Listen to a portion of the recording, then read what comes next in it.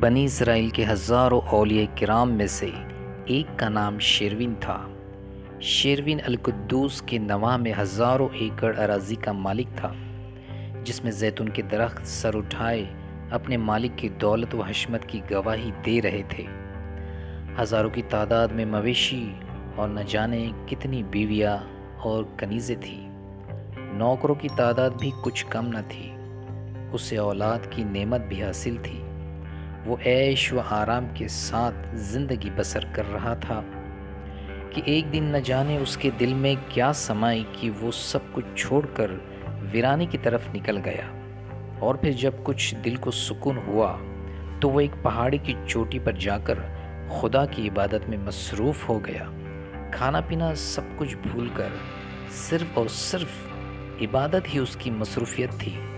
وہ مراقبے میں ایسا غرق ہوا کہ 100 سال کے بعد اس کی آنکھیں کھلی تو اس کے سامنے ایک فرشتہ اپنے پر پھیلائے کھڑا تھا۔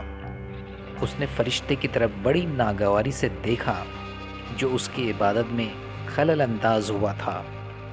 فرشتے نے اسے مخاطب کرتے ہوئے کہا، اے شیروین، بارگاہ خداوندی میں تیری عبادت قبول ہوئی، بتا تو کیا چاہتا ہے؟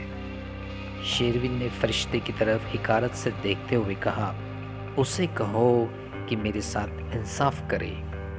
فرشتے نے اس کی تحقیر آمیز نگاہ کا برا منائے بغیر کہا، اے شیروین، تو اس سے اس کا انصاف طلب نہ کر، بلکہ اس کی رحمت و شفقت کی خواہش ظاہر کر۔ لیکن شیروین نے اپنی آنکھیں بند کر لی اور پھر خداوند کی تسبیح و تہلیل میں مصروف ہو گیا۔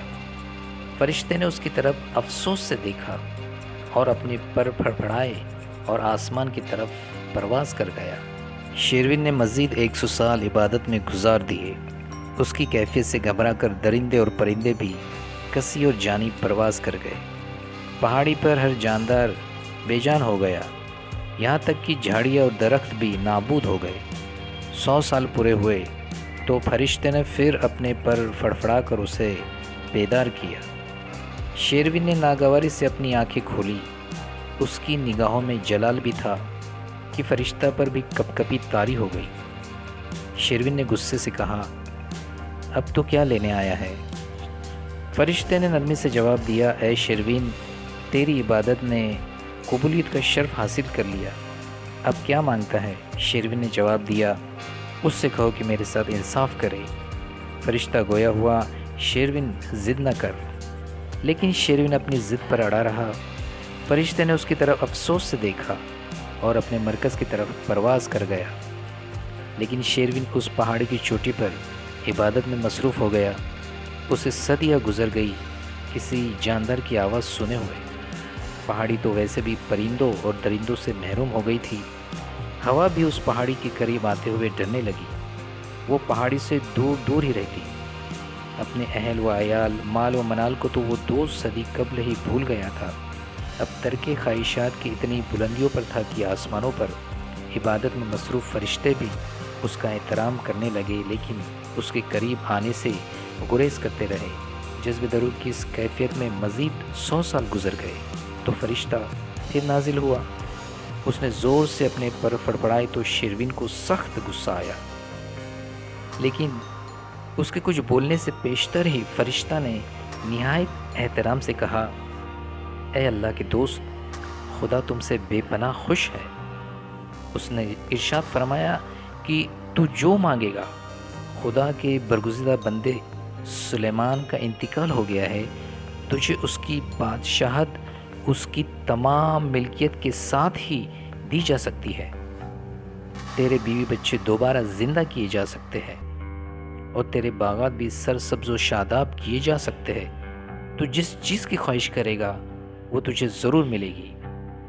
یہ کائنات کے مالک کا فرمان ہے، جس نے 300 سال تک تجھے کھائے بغیر زندہ رکھا اور تجھے اپنی عبادت کرنے کا حوصلہ دیا۔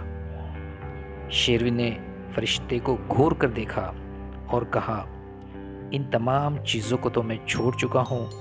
مجھے سلیمان کی بادشاہت چاہیے اور نہ مجھے بیوی بچوں اور زیتون کے باغات کی ضرورت ہے۔ اس سے کہہ میرے ساتھ انصاف کرے۔ فرشتے نے اس کی طرف دکھ بھری نگاہوں سے دیکھا۔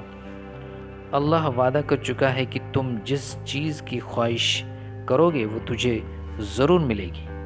تو 300 سال سے اپنی ضد پر اڑا ہوا ہے، تجھے تیری عبادت نے احمق بنا دیا ہے، لیکن میں نے بارہا تجھ سے کہا کہ تو انصاف نہ مانگ بلکہ اس کی رحمت و شفقت مانگ، لیکن اب بھی تو اپنی ضد سے باز نہیں آیا۔ اب تو نے انصاف مانگا ہے تو تجھے ضرور انصاف ملے گا۔ اس کا انصاف یہ ہے کہ تو 300 سال تک اس پہاڑی کو اپنے بوجھ سے پریشان کرتا رہا ہے، اب یہ پہاڑی تجھ پر 300 سال تک سواری کرے گی۔ یہ کہہ کر فرشتے نے اپنا ایک پر پہاڑی کی جڑوں میں رکھ کر اسے اٹھا دیا، اور پھر وہ اپنے پر فڑفڑا کر آسمان کی طرف پرواز کر گیا، اور اس طرح سے شیروین ہمیشہ کے لیے اس پہاڑی کے نیچے دفن ہو گیا۔